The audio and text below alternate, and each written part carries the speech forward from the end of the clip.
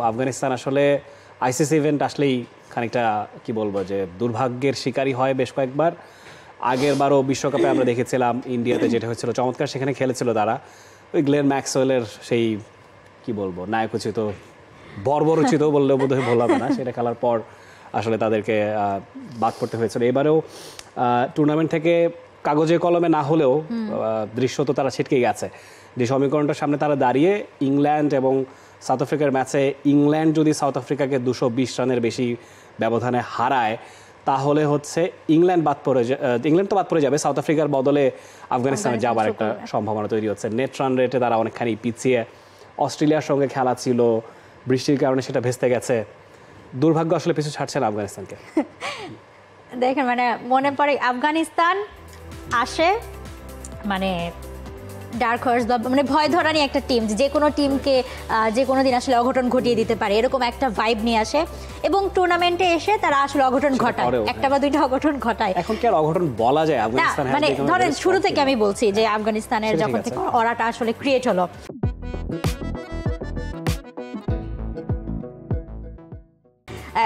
ঘটানোর পরে হয় কি তাদের আসলে নেক্সট রাউন্ডে যাওয়ার একটা সম্ভাবনা তৈরি হয়, সেটা মানে সেমিফাইনাল হোক, কোয়ার্টার ফাইনাল, হোয়াট এভার। মানে তারপর গিয়ে হয় কি দুম করে আফগানিস্তান সমীকরণের মারপ্যাচে পড়ে যায়।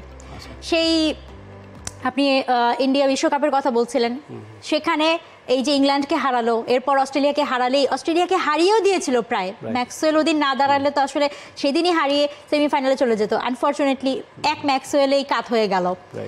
এরপর আমরা দেখলাম এশিয়া কাপে, আপনার মনে আছে কিনা, শ্রীলঙ্কার সঙ্গে একটা ম্যাচে তাদের সমীকরণ ছিল যে এত বল এত রান নিতে হবে এরকম একটা, কিন্তু লাস্টলি মানে সেই হিসাবটাও যখন পার হয়ে যায় আফগানিস্তান তখন আসলে সেই স্ট্যাটটা জানতে পারেনি যে পরবর্তীতেও তাদের সুযোগ ছিল। আনফর্চুনেটলি সেভাবে তারা ব্যাট চালায়নি পরে। হ্যাঁ, মিসকমিউনিকেশন, একটা মিস ইনফরমেশনের গ্যাপের কারণে আসলে তারা মানে এরকম করতে হয়েছিল। এবং তারপর দেখলাম যে আমরা টি-20 বিশ্বকাপে বাংলাদেশের সঙ্গে যে ম্যাচটা ছিল সেখানেও ছিল যে সমীকরণ আছে, এই সমীকরণে এখানে জিতলে তখন আসলে আফগানিস্তান থ্রু করতে পারবে, ওটাতে আসলে থ্রু করলো। বাট সেমিফাইনালে গিয়ে আবার আসলে তাদের আসলে অন্যরকম চেহারা আমরা দেখতে পেলাম। আবার এই চ্যাম্পিয়ন্স ট্রফিতে এসেও সেম অবস্থা, বৃষ্টির কারণে ম্যাচ পন্ড, ইংল্যান্ডকে হারিয়ে আশা ক্রিয়েট করা, তারপরে অস্ট্রেলিয়ার সঙ্গে অনেকটা ব্যাকফুটে চলে গিয়েছিল তারা ম্যাচ যতক্ষণ হয়েছে। তারপর তো বৃষ্টি বাঁচিয়ে দিল বা মানে মেরে দিল, যে কোনো একটা বলা যায়। কিন্তু এখন আসলে বিশাল কঠিন সমীকরণের সামনে দাঁড়িয়ে আছে আফগানিস্তান। অবশ্যই দেখুন, আফগানিস্তানকে আমরা চিনছি কতদিন ধরে, মানে 2010-এর পর থেকে মোটামুটি আমরা জানি যে আচ্ছা আফগানিস্তানও তাহলে ক্রিকেট খেলছে। এর আগ অবধি তো টানা যুদ্ধই চলেছে সেখানে। আস্তে আস্তে এই গ্র্যাজুয়াল ইমপ্রুভমেন্টটা এত বেশি হয়েছে আফগানিস্তানের, আমার কাছে মনে হয় না ক্রিকেটে আর কোনো টিমের এতটা মানে একদম ড্রাস্টিক চেঞ্জ হয়েছে। দেখুন বাংলাদেশের জন্য ইট ওয়াজ এ রেডি গ্রাউন্ড। বাংলাদেশে 70s 80s থেকেই ঘরোয়া টুর্নামেন্টগুলো হচ্ছে, বাংলাদেশ আইসিসি ট্রফি খেলছিল, এশিয়া কাপ বাংলাদেশ অনেক আগে থেকে খেলছে। বাংলাদেশের ইমপ্রুভমেন্টটাই বরং আসলে আফগানিস্তানের চেয়ে অনেকখানি কম যদি আমরা ওই গ্রাফটা বিবেচনা করি। আফগানিস্তান যেভাবে উঠছে, তাদের ওয়ার্ল্ড ক্লাস প্লেয়ার এখন 5-6 জন হয়ে গিয়েছে। বাংলাদেশ টিমে কিন্তু আমরা ঘুরে ফিরে ওই সাকিব আল হাসান, তামিম ইকবাল তাদেরকেই খুঁজেছি।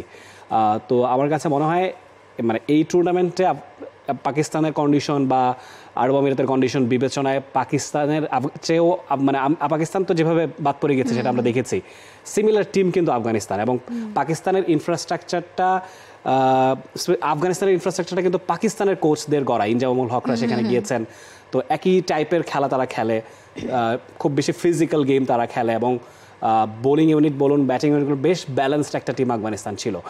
বাংলাদেশের চেয়েও অনেকে কিন্তু আফগানিস্তানকে আমরা টুর্নামেন্ট শুরুর আগে দেখেছি, রিকি পন্টিং থেকে শুরু করে বেশ কিছু বড় বড় ক্রিকেট বোদ্ধারাই আফগানিস্তানকে ফ্রন্টে রেখেছেন।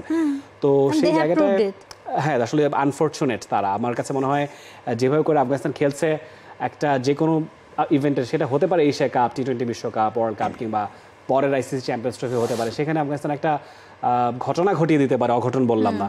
তো সেটা যদি না হয়, আমার কাছে মানে within 2 or 3 next big events Afghanistan যদি কোনো শিরোপা না জিতে, একটা প্রশ্ন দাঁড়া পাচ্ছে যে নতুন চোকার আফগানিস্তান হয়ে যায় কিনা।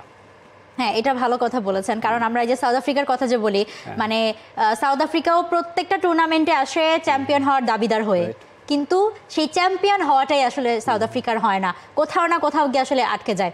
এবং আফগানিস্তানে আসলে যেভাবে যেই মানে ফাস্ট মুভমেন্ট তাদের আসলে ইমপ্রুভমেন্টটা হচ্ছে, সেটাতে যদি আসলে আমরা যদি দেখি যে ইন ফিউচার খুব মানে রিসেন্ট ফিউচারে যদি তাদের আসলে কোনো শিরোপা বা সেরকম মানে এই যে বারবার মুখ থুবড়ে পড়া, আশা জাগিয়ে এগিয়ে গিয়ে মুখ থুবড়ে পড়া, এটা আসলে একটা সময় গিয়ে হয়তো বা আসলে আফগানিস্তানকে ভোগাতে পারে।